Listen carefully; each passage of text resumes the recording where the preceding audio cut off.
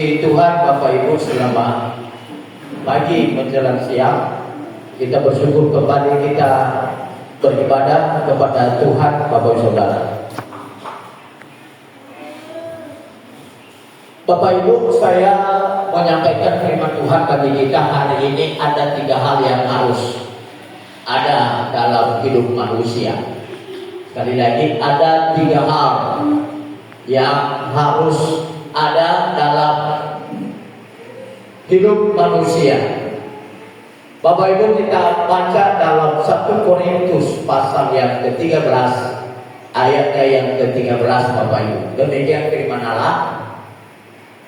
Demikianlah tinggal 3 hal ini, yaitu iman, pengharapan, dan kasih.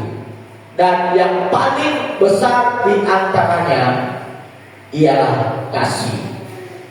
Nah, balito da imane pada saudara, ba mesimana ba sila tegula ba mati ba papangatuna ba paumasi.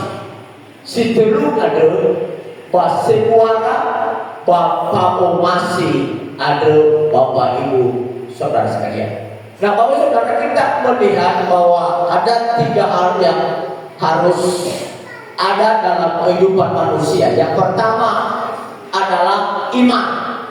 Iman ini adalah famati, Bapak Saudara, hamporsea atau hamporseao.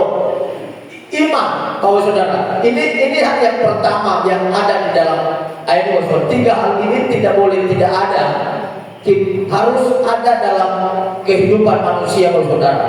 Yang pertama adalah iman. Iman Kristen adalah merupakan sebuah kepercayaan yang mendalam yang didasarkan pada ajaran Kristus. Itu yang disebut dengan iman. Bapak Saudara, dalam Ibrani pasal 11 ayat 1 berkata, iman adalah dasar dari segala sesuatu yang kita harapkan dan bukti dari segala sesuatu yang tidak kita lihat.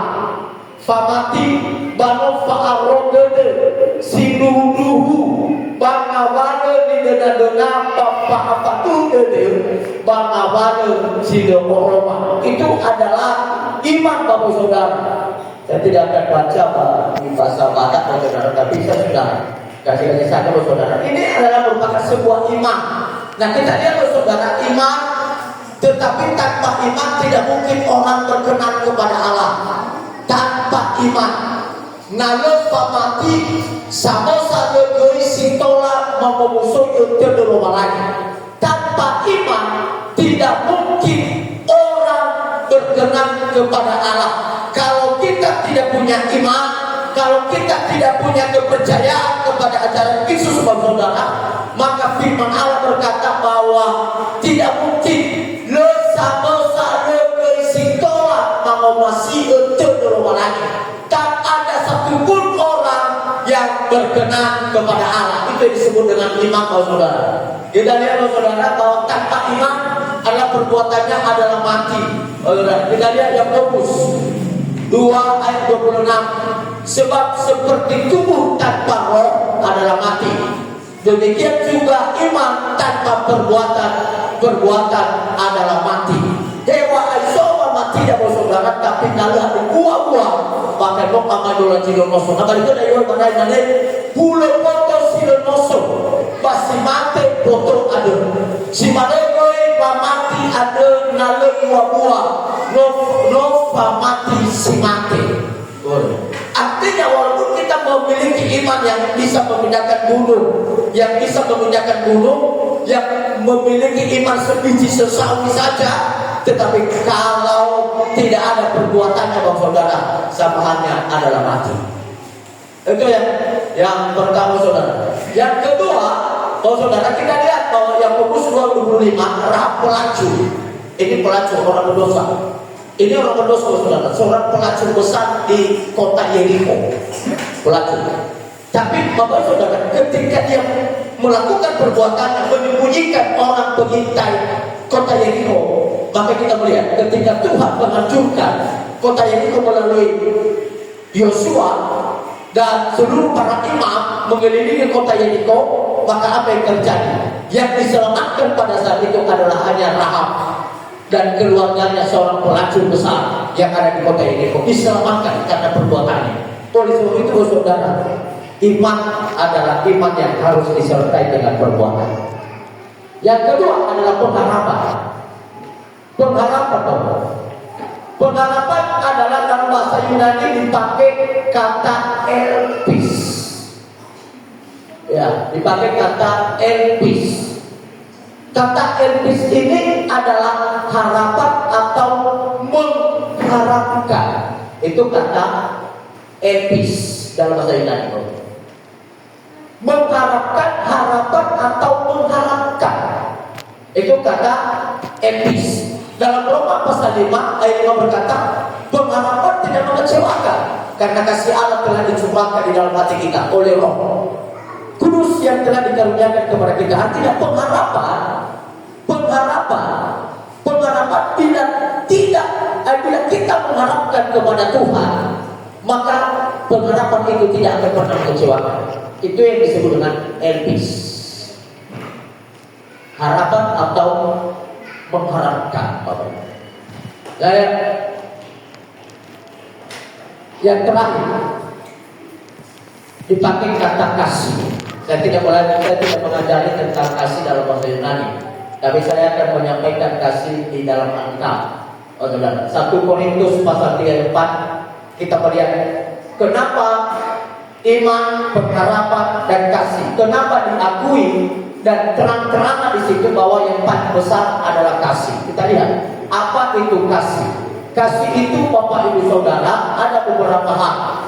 Kasih itu sabar. Kita melihat. Makanya kalau dia orang sabar, pasti dia punya kasih Tuhan. Kasih itu murah hati. Lalu dia tidak cemburu, dia tidak membanggakan diri dan tidak sombong. Itu kasih. Lalu seterusnya ayat yang kelima, kasih itu ia tidak melakukan yang tidak sopan dan tidak mencari keuntungan diri sendiri. Ia tidak pemarah dan tidak menyimpan kesalahan orang lain. Artinya orang yang memiliki kasih tidak dendam orangnya. Ayat yang ke-6 berkata, ia tidak bersukacita karena ketidakadilan, tetapi karena kebenaran. Yang ada yang disebut dengan senang melihat ya, senang susah melihat orang senang, bahkan senang melihat orang susah. Nah, ini yang diartikan dengan ia tidak bersukacita karena ketidakadilan. Tidak senang kalau ada orang dalam keadaan susah. Tidak senang, tetapi justru dia mendoakan ketika menemukan orang yang ada dalam keadaan susah. Nah, ini Bapak Saudara yang disebut dengan kasih. Makanya lebih besar kasih daripada keduanya, iman, pengharapan, dan kasih. Karena kita lihat Bapak Saudara, kenapa harus lebih besar kasih itu? Dan lihat, kenapa harus lebih besar kasih itu Bapak Saudara? Saya berikan satu ayat dalam Kolose 3 ayat 14. Dan di atas semuanya itu, kenakanlah kasih sebagai pengikat yang mempersatukan dan yang menyempurnakan. Kasih itu adalah mempersatukan. Itu adalah kasih, bukan mencerai-beraikan. Lalu kenapa lebih besar lagi? Kasih tidak berkesudahan. Kasih tidak berkesudahan, nubuat akan berakhir, bahasa roh akan berhenti, pengetahuan akan lenyap, tetapi kasih tidak akan pernah lenyap. Itu sebabnya kasih tidak akan berkesudahan. Dan kenapa kasih lebih besar? Saudara, kita lihat dalam 1 Yohanes 4:7, saudara-saudaraku yang terkasih, marilah kita saling mengasihi, sebab kasih itu berasal dari Allah, dan setiap orang yang mengasihi lahir dari Allah dan mengenal Allah. Orang yang mengasihi adalah orang yang memiliki kasih Allah. Marilah kita saling mengasihi. Kasihilah orang sesamamu, kasihilah orang yang ada di sekitarmu.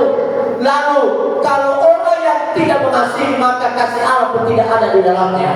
Dan orang yang memiliki kasih, karena kasih adalah lahir dari Allah, Bapak Saudara, kan mengenal Allah. Itu yang disebut dengan kasih. Maka oleh sebab itu, kenapa kasih itu lebih besar? Karena kasih mengampuni. Amin.